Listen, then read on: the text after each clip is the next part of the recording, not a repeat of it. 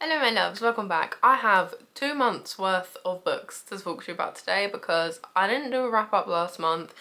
I wasn't going to talk about last month's books, but then there was some that I wanted to talk about. So we're just covering all of them in one video. So it's probably going to be a long one. If you want to settle down and listen to me gush and rant about various books, get a drink, get cozy, because we're gonna be here a while. Because some of these books I read quite a long time ago now, some of them like literally 2 months ago, my memory might not be the best in terms of like giving you an overview or the plot of them or characters' names, because I tend to forget them very easily. So apologies in advance for any memory lapses that I have. I would love to hear what you've been reading recently, books that you have loved and would like to share recommendations for, books that you have hated and would just like to rant about. I would love to hear that. There is one book in particular that I cannot wait to rant about, so we can be angry together if that is the case. Also, because there are so many more books than I would normally do in like a wrap up, I have categorized them by genre rather than by like order I read them in, which is what I would normally do.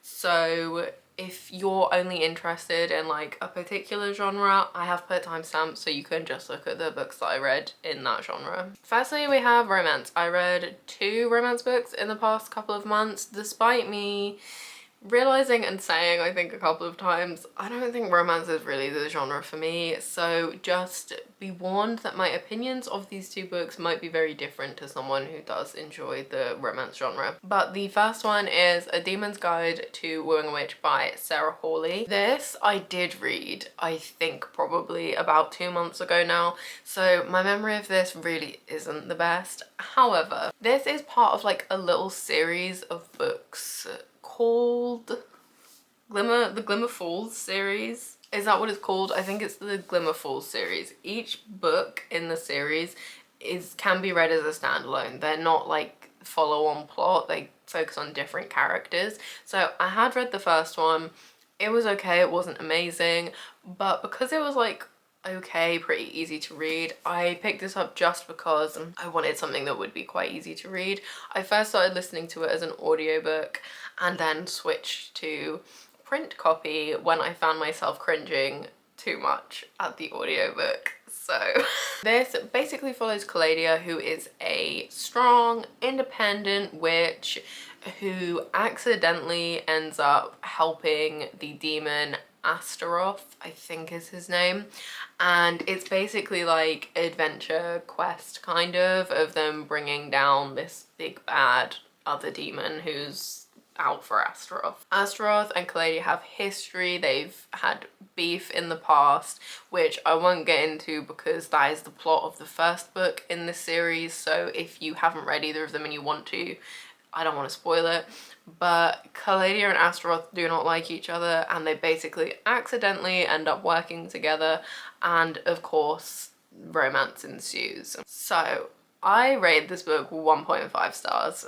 I could not really tell you where the 0.5 came from. No, I could tell you where the 0.5 came from actually. This was, in my opinion, significantly worse than the first book in this series. The first book I think I rated like 3 stars. It was okay. It wasn't amazing, but it was easy to read, it was light-hearted, it was a bit of fun. This book I just could not get on with at all.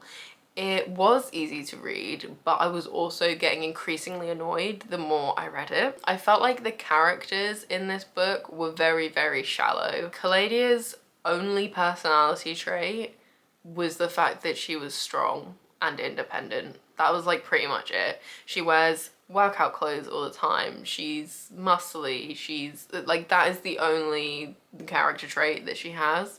And Astaroth, who is supposed to be this like scary, ruthless demon who does like soul bargains, is a wet blanket of a character.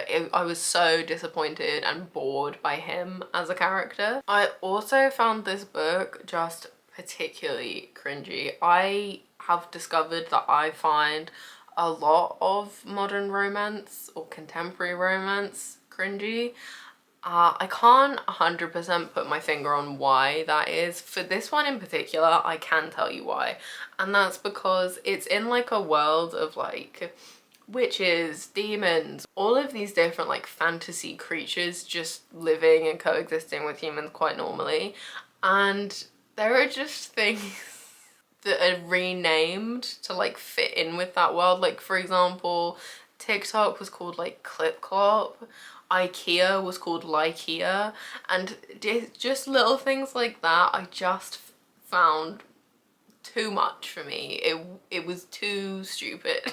It was too silly, but like not in a way that I found funny, just in a way that I was just like, oh really? Also, like nothing happens in this book, and I appreciate the main plot of it is the romance, but there's like imminent danger happening here. They're on a like quest adventure type thing to try and not get killed by this other demon, and just like nothing happens. And they're just going about everything really slowly and just arguing or having these like flirty conversations with each other, and I just need more plot than that when you've established such a significant threat. I can deal with no plot if I like the characters, but I didn't like the characters, so I couldn't deal with no plot because I didn't care about them. And then I say it was slow, but I realized at the end of this book all of this had happened over like the course of a few days, and like it just made everything 10 times more ridiculous. Like the romance was just ridiculous when you realize it all happened over the course of a few days. The only reason I did the like 1.5 was because I did somewhat appreciate the representation of a female character who is strong, doesn't want children, isn't particularly motherly or caring. I did appreciate that, even though it was her only character trait, that she goes to the gym and can fight people. All in all, clearly I did not enjoy this book. However, I do think there are people that would. If you are a fan of light-hearted, cozy, witchy romances, you will probably like this. If you have read the other book in this series, you might also like it. Like I said, I think the other one was better than this. I don't think this was very good in comparison to the first book in this series, but you might like it. If you like general contemporary romance where there's not really a lot of plot, good. This is probably for you. It's just not for me. The other romance that I read this month, these are both witchy romances, I've just realised. I don't know why, I just tend to gravitate towards that when I'm reading romance. This is Enchanted to Meet You by Cabot. So this book follows a witch called Jessica, and it kind of for a while flits between her as a teenager, like starting witchcraft and trying these different spells, and her now as an adult. Essentially, she is approached by a mysterious man called Derek, who is also a witch, and he warns her that basically some big terrible event is gonna happen in their town, and she is the chosen one that needs to stop it. She basically needs to help this younger witch to master her powers so she can stop the bad thing happening. So Jessica in this book is acting kind of like as a Giles character to Buffy, essentially, is what the premise is. This I rated 3 stars. I do think it was, again, it was okay, not amazing. I had high hopes for it that were not met, but it was still like somewhat enjoyable. The main thing that made me realize this book was not gonna meet my expectations was the whole chosen one thing happening, I think within the first chapter, or maybe the first 2 chapters, and literally it being called, like literally being said, you are the chosen one. It did make me laugh though, because the whole speech literally did sound like the Buffy speech. In every generation there is a chosen one. She alone will stand against the vampires, the demons, and the forces of darkness. She is the Slayer.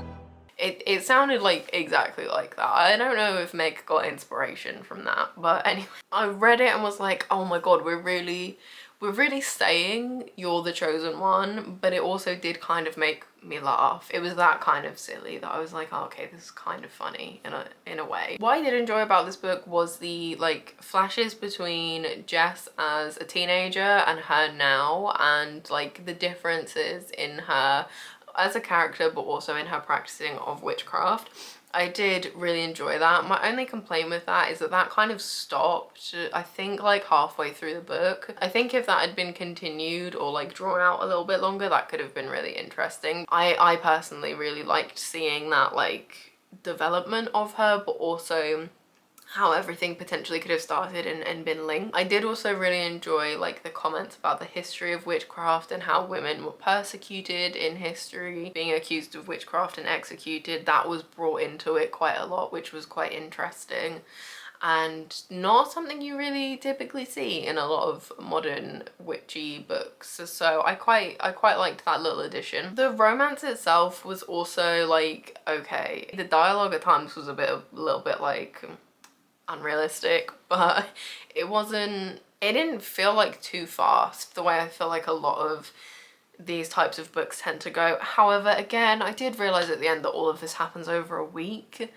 so I was then like, oh, okay, this is happening very fast. And again, one of those really unrealistic romances. In all fairness, when reading this, it didn't feel as like fast and rushed and unrealistic as a lot of other modern romances that I've read have done. I also felt like with this one, like just to compare it to the Sarah Hawley book, I do feel like Enchanted to Meet You had like enough plot to keep me interested as well. It still wasn't like loads or super detailed, but there was enough there that I wasn't just like bored because everything was just the romance. So all in all, it was easy to read. I finished this in like a day or two. It was very easy to read.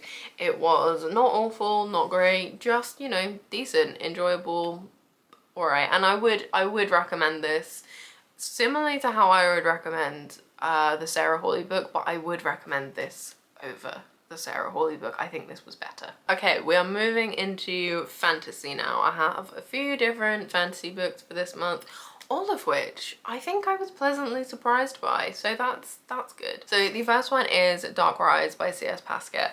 I did briefly mention this in my most recent haul video as well because I bought the second book, which will hopefully suggest to you that I did enjoy this book. Dark Rise is young adult fantasy that follows the story of Will. He has been on the run pretty much all his life with his mum, trying to evade people that are trying to harm or kill him and his mum. And we basically start the book with Will, where his mum has been killed by these people and he is now on the run by himself for the first time and trying to evade these people and sort of lie low essentially while still making a living and being able to survive. During this, he sort of makes an unlikely friend in Violet, I think her name is, and the two of them end up sort of discovering this forgotten world of magic and unearthing this plot to resurrect a dark king who will basically ruin the world. It's then sort of put on them to sort of help on the side of the light and to prevent this from happening. I really enjoyed this book. I think I gave it 4.5 stars. I can't remember if I then upped that. I don't know that it's quite a 5-star, but I did really enjoy this book. It was a nice change for me from a lot of the fantasy that I had been reading before, and I think I've realised a lot of the fantasy I'd been reading before was not fantasy, it was romantasy, which I don't think is the genre for me. This was a nice change. It was very YA, but it was still very enjoyable. It was a little bit slow at times in terms of the plot and things moving along, but there was still enough going on, there was still enough there to keep me interested and to keep me reading. I did really like the characters and the dynamics between the different characters, especially sort of watching them form throughout the book. You do get chapters that are from Will's point of view, and then you do get chapters that are from Violet's point of view. So it was nice being able to see the two separate sort of sides then of that like friendship being formed and the different things they were doing in this like new world. So some people said they didn't really like that change in perspective when I was looking at other reviews, and a lot of people said that the characters felt really shallow. I personally loved the characters, especially Will, and part of that might be, completely honestly, I only got this book because the art of him on the front cover looks like how I imagine Regulus Black. So I might just be projecting Regulus Black onto Will, but even if that's why I loved him, I thought he was a great character, and I also really liked Violet and like so many of the other characters in it whose names I don't really remember. I personally didn't find them like super shallow, but a lot of people said that they did. I will definitely be reading the next one of this. I've already bought it. I don't really know why I haven't read it yet, but I definitely will be. I know there's also a third book scheduled for this series. No idea when that's coming out, but I'm looking forward to seeing what happens, because the first book did leave on a surprising note. There are definitely like twists and turns in this book. I did see a lot of them coming, but the main one somehow I completely missed. Somehow I did not see coming, and so I'm very interested to see like what happens next in this series. I'm also aware that C.S. Pascat has written another like very well loved YA fantasy series, so I might explore that as well, because so far I really enjoyed the writing and the characters. So I would definitely really recommend this if you like YA fantasy, definitely, because it, you know, it is quite YA. But if you're okay with that, then I would definitely recommend it. I think it was a nice change from the very similar adult romantasy books that are kind of out there at the moment. It was a nice change of pace for me. The next book is These Violent Delights by Chloe Gong. This is one of the books that I got in my random wheel video that I did recently. Quite a few of these books were in there. I'm not going to mention it every single time, but if you're interested in seeing me have some live reactions to some of these books, this one being one of them, and like some initial thoughts after just reading them and a bit of just like a cozy reading vlog, then I'll pop that somewhere so you can go and check that out. These Violent Delights, I appreciate, was very, very big on here and TikTok quite a while ago, and I kind of missed it. I just didn't read it, but I actually quite enjoyed this book. This, in case you have missed it, is a Romeo and Juliet retelling set in Shanghai in like a sort of fantasy world. Romeo and Juliet are heirs to rival gangs in the city. They have like a bit of a history together that you just get hints at throughout, and they do not like each other. The gangs do not like each other either. It's classic Romeo and Juliet, you know? Rival families, the heirs kind of like each other, you know? Amongst, you know, that side of things, there is this mysterious illness sweeping the city that the gangs who essentially run the city need to sort of like try and work out. So there's the little bit of romance, there's that element going on, there's also just general criminal stuff going on. There's a lot happening in this book, honestly. I rated this 3.75. We're getting real specific with my star ratings these days because I'm using Storygraph a lot more. I did enjoy this book. I thought it was good for the most part. I liked the plot.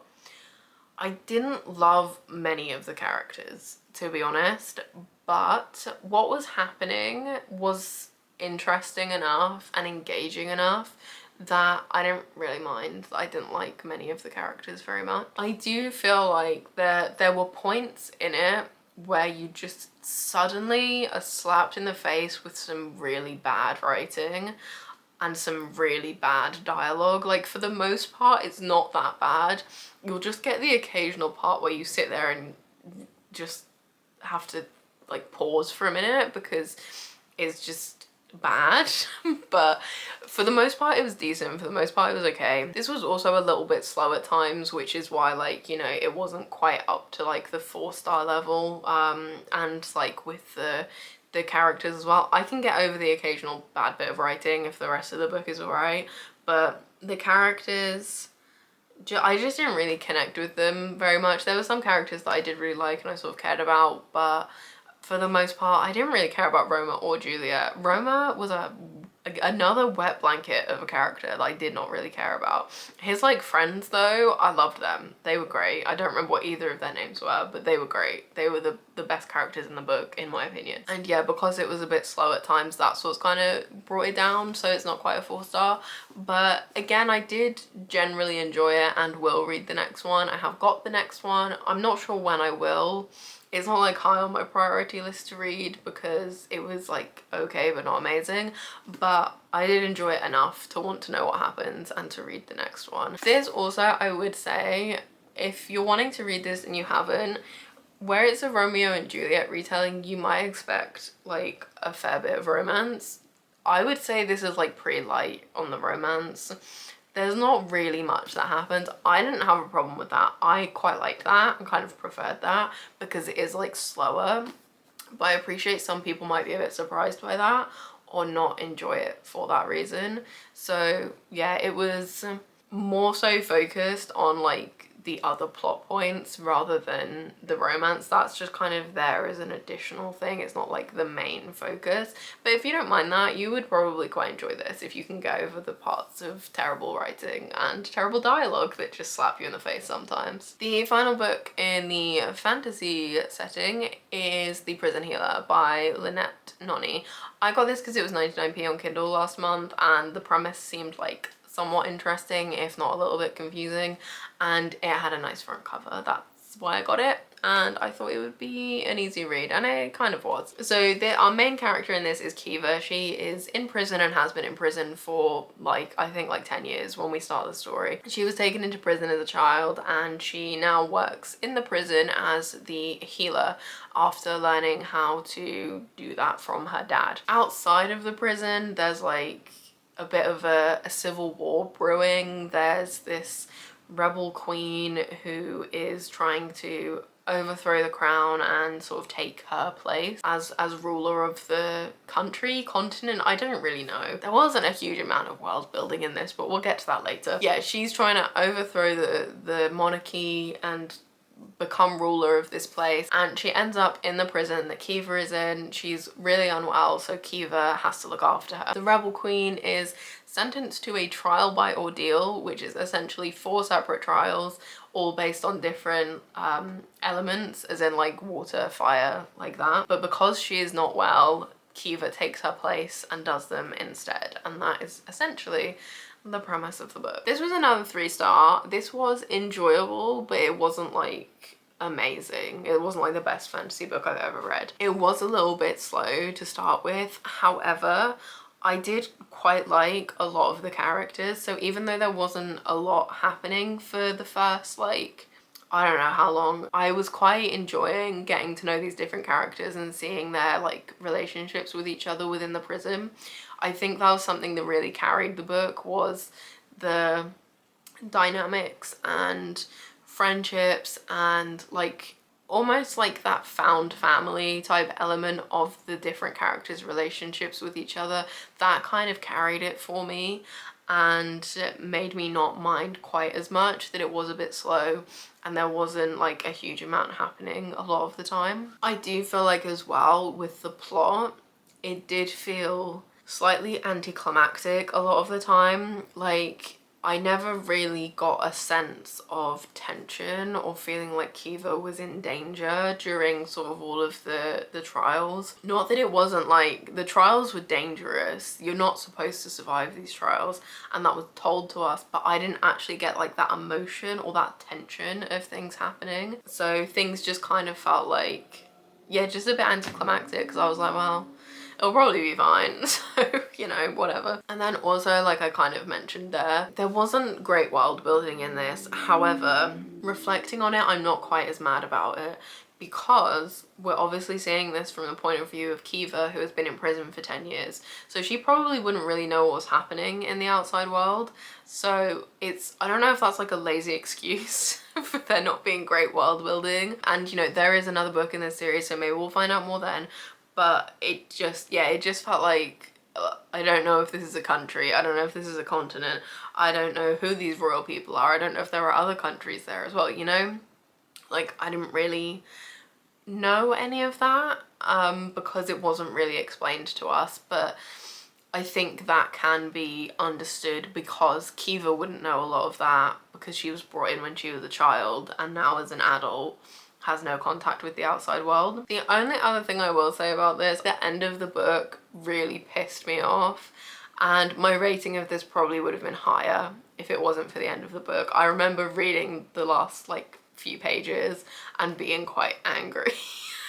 I'm still gonna read the next book. I don't know if this is just 2 books or if this is like a longer series. I will definitely read the next one. It's already out, I'm pretty sure, or it might be on pre-order, I don't remember. But I will definitely continue it because it was enjoyable enough. You know, it was a not particularly groundbreaking but enjoyable fantasy with good characters in it, and good characters are what matter to me most. The next genre, because it's not really a genre, is going to be very brief. I did read 2 Twilight parodies this month just because I thought it would be a bit of fun. I'm not going to go into them though because I did an entire video on them and me reading them. So if you would like to see my experience and opinions on 2 Twilight parodies, then yeah, go and watch that. It was a fun experience, but something I will probably not be doing again. Next we have some historic fiction. I will preface this by saying both of these have maybe like a smidgen of fantasy elements in them. However, they're mainly more so on the historic fiction side, so I've kind of put them in that category. So the first one is The Silence Factory by Bridget Collins. This I got as an ARC from NetGalley. It is not released right now. If you're watching this when I have released this video, is out on the 9th of May, so like 2 days after this, so pretty soon. This book follows, I'm really sorry, I can't remember the main character's name. He is an audiologist, I think that's the right word for it, and he basically is asked to come and help this wealthy man to try and find a solution to help his hearing impaired daughter. So he goes to his house with all of these different things and sort of early level hearing aids, I suppose, to try and help this man's daughter to be able to hear. He then, the audiologist, whose name I can't remember, he becomes sort of embroiled or involved in this man's business, which is selling silence. So he essentially has this silk that is made from spiders' webs that is somehow able to block out sounds and create silence, essentially. And he becomes very much embroiled and almost like enchanted into joining this business, and ends up staying there rather than going back to his home. I rated this 3 stars, and I'm still not 100% sure how I felt about this book, to be honest. It definitely wasn't bad, but I think the main thing was I felt a little bit disappointed by it. I was expecting more as I was reading it. I think that's what it is. So what I did like about this was that you just get that feeling of something weird is happening here, and I like books where you just can't put your finger on what it is, but you know there's something more going on, or there's something weird happening that the main character doesn't know or hasn't identified. I definitely got that feeling throughout this whole book, and I was loving it to begin with because I wanted to know what it was, I wanted to know what was happening. And this was like furthered by, you get chapters from his point of view where he is currently, but then you also get chapters from the past, and actually the wife of the man who initially like found these special spiders who create this silk,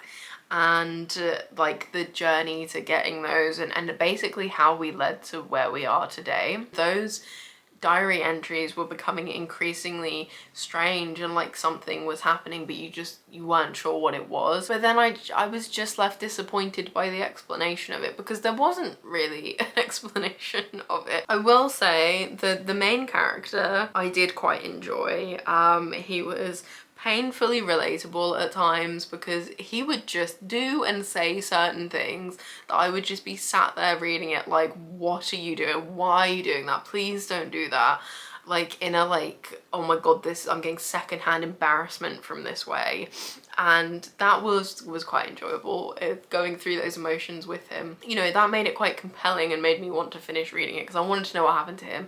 I wanted to know what happened in general with the plot. But I was just left quite disappointed with the explanation and conclusion of things. It just fell kind of flat for me. By no means a bad book, would probably still recommend if you're like into the gothic historic fiction side of things, but just wasn't quite what I was expecting or wanting. The other historic fiction is The Familiar by Leigh Bardugo. I'm not really going to talk about this at all because I have done a full review of this like separately. So if you want to know my full thoughts on Leigh's newest book, go and watch that. I did rate it 4 stars, just if you are interested in generally my opinions on it. But if you want to know fully why I rated it that, go and watch that. Moving away from historic fiction, we have some murder mystery. Murder mystery is a genre I have never read before. This was again during my random wheel challenge. I got 2 murder mysteries, so we have dipped our toes into that this month with interesting results. The first one that I read was The Mitford Secret by Jessica Fellows. This is like part of a series of books about this same family, the Mitfords. This was okay to read as a standalone, even though I think there are several books before it. This follows Louisa primarily, who used to work, I think, as a nanny for this family, the Mitfords, and she is invited back to spend Christmas with them during the Blitz. This is set in the 40s in, I'm assuming it's set in the UK.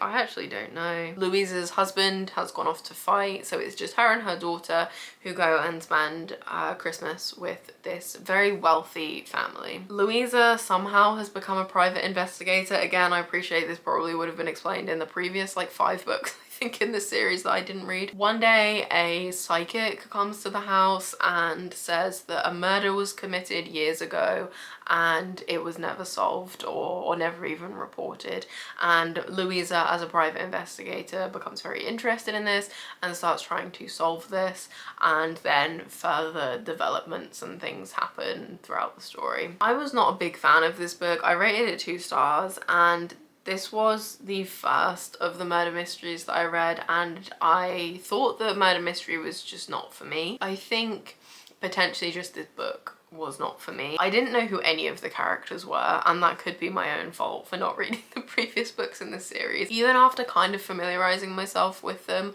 I didn't really care about any of them. I didn't connect to any of them at all. I found the whole premise of it quite predictable.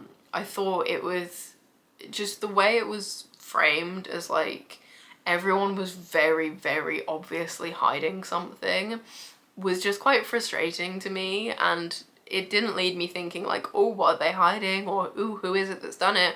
I didn't really care, and I just got quite frustrated with the whole process. Because I didn't really connect with any of the characters or really care about what had happened like in the mystery, I was just generally a bit bored throughout this. And honestly, I probably, if I was the kind of person that was able to DNF books, I probably would have DNF'd this, because it just did not interest me. It did not hold my interest at all. I don't really know where I got 2 stars from, to be honest. I don't know why I rated it 2 stars if I should have DNF'd it, but yeah, it just wasn't for me. If you like murder mysteries, I don't know, potentially you might enjoy this. Like I said, I haven't really read many murder mysteries, so I don't know if this is a good one or not.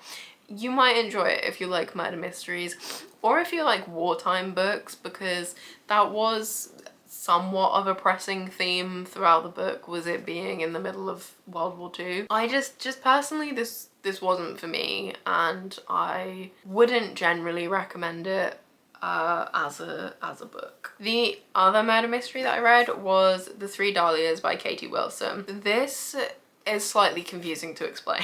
Essentially, in this book, there is a fictional character called Dahlia. I can't remember her last name. I think it's Dahlia Lively, and she's essentially like Agatha Christie type thing.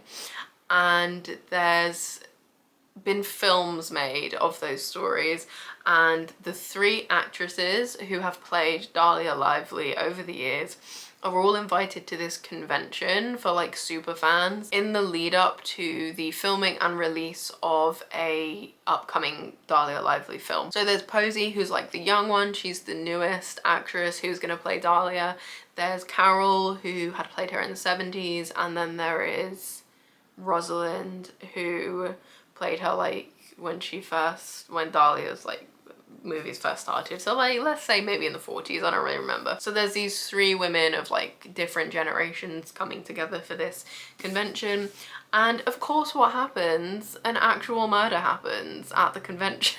They're like almost forced to work together to solve it after having played this character but actually just being actresses. I don't know that I explained that very well, but that's essentially what happens. I did actually enjoy this more than I enjoyed the other one, and this one made me think, oh okay, maybe this genre is for me. It was just I didn't like the other book, but I'm still not really sure.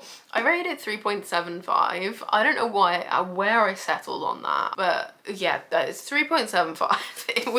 It was definitely enjoyable. You get the different perspectives of each of the 3 Dahlias. It's not like you're flitting between it at each chapter. You get the first third of the book is from Posey's point of view, the middle third from Carol's, and the last third from Rosalind's. This was a bit of like an on the fence issue for me. On one hand, I did quite like seeing all of these different women's thoughts, their histories as well, because you find out more about them throughout. I did also like seeing them work together through each other's eyes and like their opinions of each other. However, I'm not sure I was the biggest fan of it being split into thirds like that, because you start the book with Posey, you connect to her story, she's the one that starts it off with you, and then you just don't get her point of view again until like right at the end. You get a chapter from her, and she was by far, I don't know if it was just because she's the first person you get the point of view from,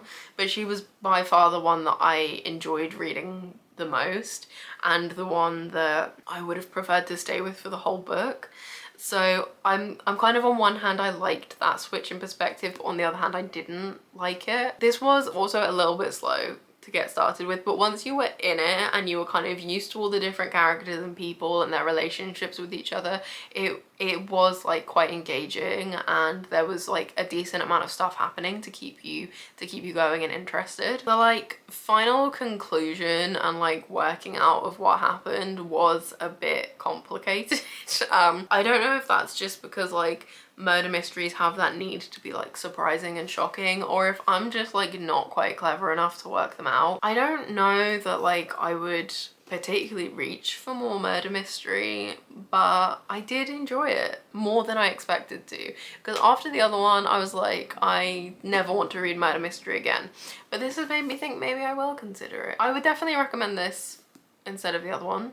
But like I say, I don't know much about the genre, so I don't know what counts as good and not when it comes to murder mystery. Okay, and now this is not a genre, I appreciate, but I've just lumped all the classics together because, you know, it makes sense. I've read a fair amount of classics these past 2 months. I don't really know why. However, 3 of them were really short classics, so that's probably why I've read a few of them. The first one was The Yellow Wallpaper by Charlotte Perkins Gilman. This is really, really short. I can't remember how long it is. It's like, what, 30? 60 pages? Really, really short. I rated it 5 stars. It basically is a series of diary entries from a woman in, I think, the Victorian era, Edwardian, I don't remember. She essentially is clearly struggling with her mental health, and the diary entries just sort of showing her decline in mental health. It's incredibly short, but incredibly good. This book, after I finished reading it, I just had to sit there for a while and think about it. I'm still not really sure what actually happens at the end.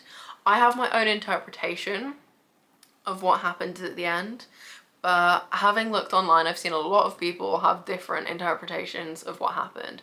I won't spoil it by saying what I think happened, but I think this was wonderful in being able to show that change in mental health, it was just really, really good. And I saw someone say that they found the diary entries like really disjointed, and that style of writing like wasn't the best for the story, but I actually think that was perfect. I think the fact that it did feel a bit disjointed, chaotic, and you know, at times like just switching very quickly, really, really showed that insight into the mental health of this character in this book.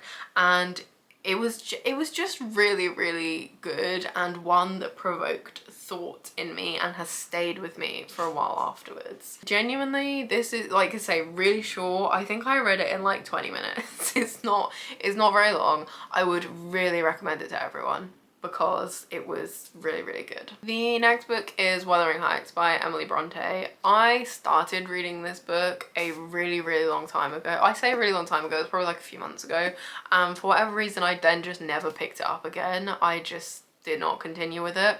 I don't really know why, but I picked it back up again at the beginning of this month, and I'm very glad I did because I really, really enjoyed it. It was really good. This, in very brief summary, is two characters like each other, want to be together, but won't be together and make it everyone else's problem. That is essentially the plot of this book, is Kathy and Heathcliff being awful to everyone and each other, but also being obsessed with each other at the same time. I rated it 4.25. It wasn't quite up there with a 5-star, but this was the kind of book where I hated characters very, very strongly, and I've said many times I like books that make me hate characters and feel angry towards these people who are really just words on a page. Everyone in this book, aside from like one character, I think,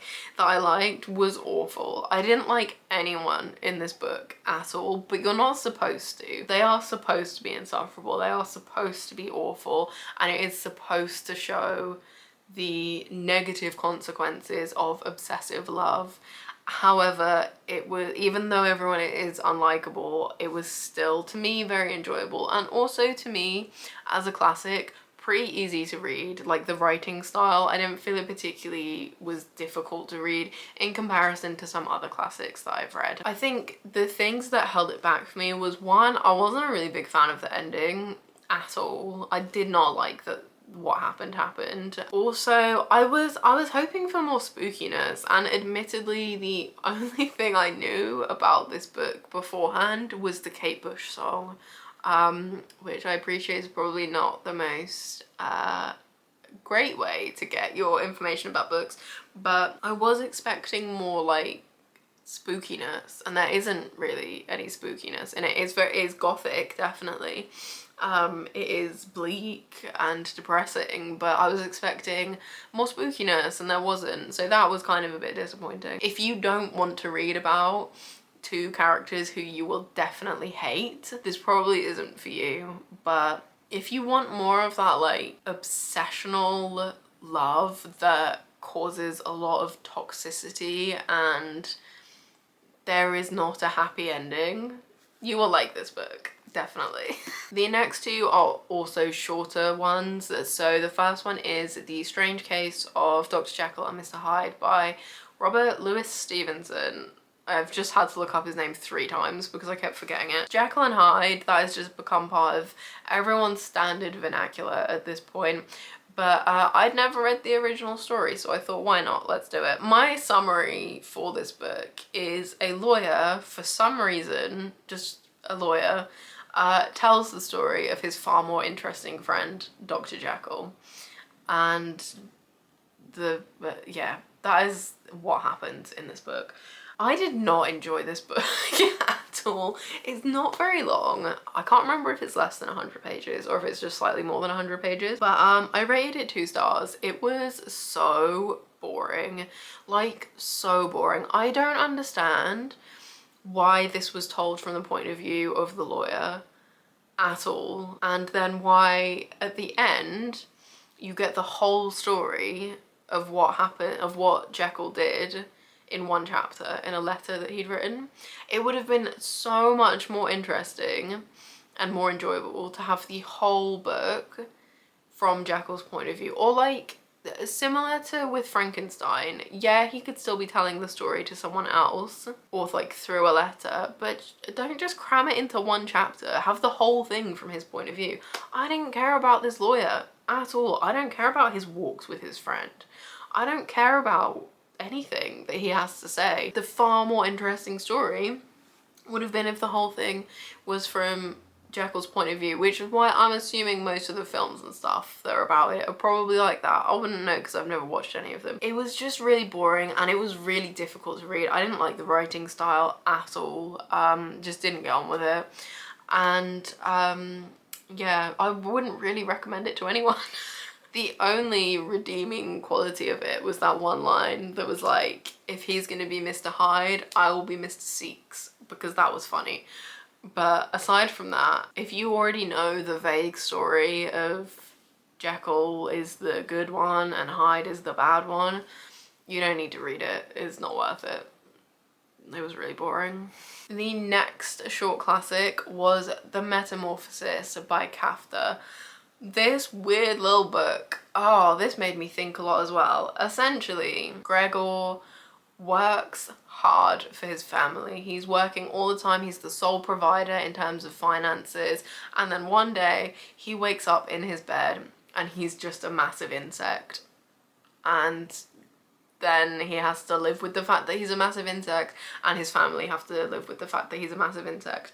And that is the book. And it was bizarre and great. I really enjoyed this. I rated this 4 stars. I don't know if I would actually rate it more than that, but I did. I really enjoyed this book, but I couldn't really tell you why, and I don't think I'm really clever enough to understand this book. I understand that the insect thing is a metaphor for something else.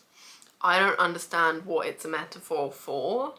And from further researching, there is great debate on what it is a metaphor for. My personal view is that it doesn't really matter what it was a metaphor for, because it was still a good book and it was bizarre and at times very funny. Gregor wakes up as a bug and he just is like, well, this is what's happening, it's quite normal. Anyway, how am I gonna get to work? And it just, the casualness and the nonchalant attitude of him to waking up as a giant insect was hilarious. And then now I'm saying it, I'm like, was he actually a giant insect? I don't know, I'm not clever enough to understand this book, but I really liked it.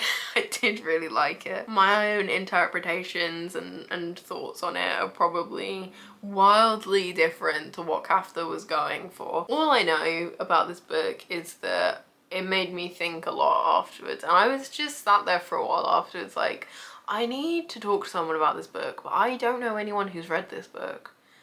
So if you've read this book and you would like to talk to me about it, please do, because I'm still just confused about it. Again, I would recommend this to anyone though, because it's quite short. Again, it was really easy to read. I don't know who the translator was for the one I read. Maybe, you know, different translations might be different or not as easy to read, but I really enjoyed this weird little book about Gregor the bug. Definitely. The final classic I only finished reading very recently, and I'm still coming to terms with the fact that this book is over, but it is Crime and Punishment by Dostoyevsky. I have been putting off reading this book for months, absolutely ages. I've been putting off reading this book because I was very intimidated by it and I thought it was going to be difficult and it would take me like months to read, but oh my god, I'm so glad I finally read this book. This was so good, and I do apologize. I literally finished reading it this morning, so my thoughts probably aren't fully formed on it yet and are still a bit jumbled. But oh, this was such a good book. It follows Raskolnikov, who is a poor, depressed, struggling student in St. Petersburg who commits one day a murder and then has to experience the guilt and mental anguish that comes with that afterwards, as well as many other characters and plot points that come into the story as well. This book, I don't know how far into it, I knew was my new favourite. I knew was going to be 5 stars. I can't believe I put off reading this for so long. I loved this book so much, to the extent where I was putting off finishing it, not because like I was bored or didn't want to read it. I was putting off finishing it because I didn't want the book to be over, which I don't remember ever doing with a book before. I loved this so much. The atmosphere was great. I would happily live in Raskolnikov's head for like 600 more pages than this. I loved it so much.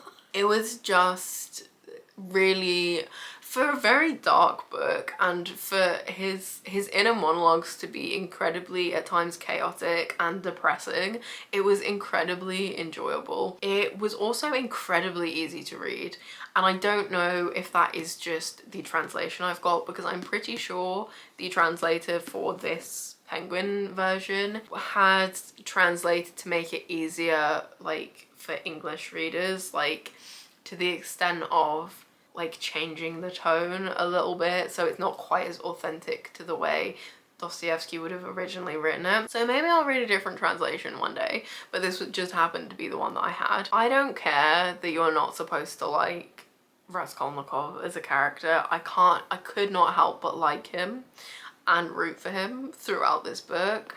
There was so many characters that were just awful and that I hated, and again, we all know I love characters that I can hate, but then there were also characters who I absolutely loved. There was so many times I was like literally pulling my hair out, things that Raskolnikov was saying and doing, and like that level of investment and emotion in a book I really, really appreciate. Like there were like so many shocks throughout as well. Things just kept happening and I just didn't see them coming. I would give anything to be able to read this for the first time again, and I've only just finished it. It was really, really good, and I would recommend this book to everyone. I think everyone should read this. It was fantastic and is immediately going to like the top of my favorite books list. Maybe not right at the top, but it's immediately going on my favorite books list, and I will definitely be rereading this frequently because it's so good. It's so good. I don't know if any of what I just said about this book makes sense. I don't know how much of what I just said about it is usable, but like I said, I only finished it like literally a few hours ago, so my thoughts are still a bit all over the place on it. Oh, one thing I will say, although I have rated it 5 stars because it was fantastic, I think the epilogue was unnecessary. I would have preferred the epilogue to not be there. If it had just finished with the final part, like part 5, the way that ended, I think that would have been fantastic and would have left me thinking even more than I already am. The epilogue was okay. I think it maybe slightly, it didn't ruin it because it was still amazing, but it did slightly ruin things just a little bit. But otherwise, hands down, one of the best classics I've ever read. One of the easiest to read classics I've ever read, despite it being, like I say, quite heavy. And like so much of it's still very relevant and relatable to today. The depiction of depression, like aside from the murder part of it, the depiction of depression, incredibly accurate, incredibly relatable, and that's probably one of the reasons I did really enjoy Raskolnikov as a character. Oh, it was just so good. And finally, this is not a genre because it's the only book that was left that was not in any of the other genres. So this is going in its own special category of I hate this book. So we're going from the best book I've read in the past 2 months to the worst book that I've read in the past 2 months. And that is Exit West by Moshin.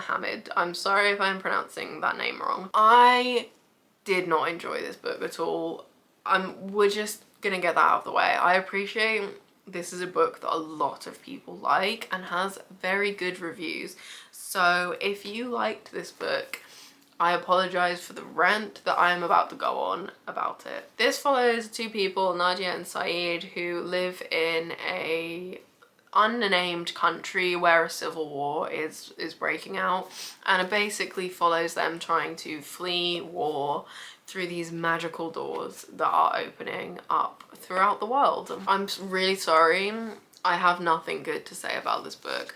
I rated it 2 stars, and I don't really know why I rated it 2 stars.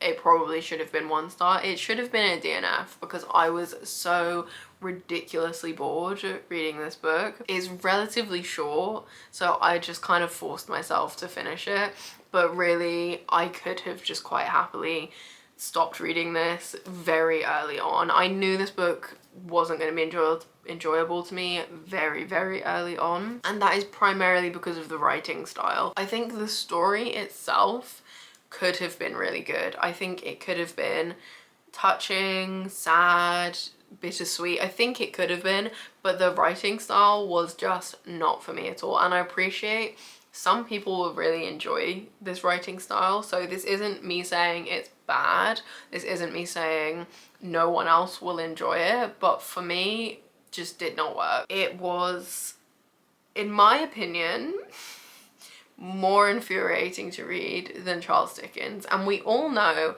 how I feel about Charles Dickens. Actually, I don't know how I feel about Charles Dickens, but anyway, it was infuriating. The sentences were so long for no reason, and it got to the point where I was so frustrated with it that I actually counted. There was a sentence that was over a page long and had like 30 commas in it, and like had the word "and" in it about, I didn't count how many times the word "and" was in it, but it was just unnecessary. And the amount of times that there were sentences that were like half a page long that just told me every detail of what someone was doing that I didn't need to know, just for the sake of it trying to sound like poetic, it just bothered me. It was infuriating and not something that I enjoyed. Also, for me, the characters felt really shallow. I could not tell you anything about these characters. Particularly, I don't think they were fleshed out very well at all, and I think that was because a lot of it was just showing what they were doing. There wasn't really depth or particularly much emotion there, and when there was emotion there, I don't think it was communicated very well, or at least in a way that I connected with it anyway. I also, and a lot of people said this actually, I don't know how I feel about the addition of these magical doors that were in it. I think without that, it could have been a really good story anyway. Again, if the writing style had been more to my taste. But the magical doors kind of made somewhat sense, but also didn't really need to be there. And also there were then all these other chapters that were just of other random people going through these doors that you never met or saw again, and I don't really feel like added anything to the story and weren't really necessary. In short, I hated this book and I wouldn't recommend it to anyone. I feel like that was a very negative note to end on. I didn't mean to put that book last. It's just the way it sort of happened when I was organising the genres, but yeah, a bit of a negative note to end on. I've also wrecked my voice from talking for this long, so sorry if I sound a bit strange. That is all of the books I've read over the past couple of months. I hope you have enjoyed my ramblings and rants. Like I said at the beginning, I would love to know what you've been reading recently. I would also love to know your opinions on any of these books if you have read them. I always love discussing books, and especially some of these, like I said, that left me with a lot of thought. Those are always fun to discuss with other people. Please leave any thoughts below, what you've been reading. I would love to know. I am gonna go rest my voice, so I hope wherever you are, you're having a wonderful day, and I will see you soon. Bye guys.